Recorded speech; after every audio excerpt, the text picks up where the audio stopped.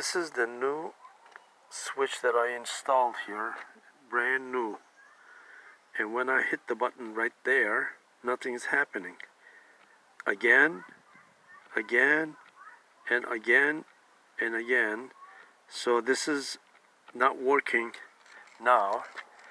I'm gonna close the door and hit my remote control.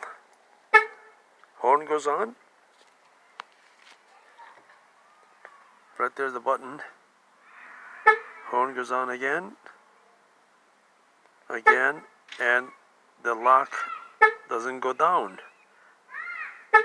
And if I go repeatedly,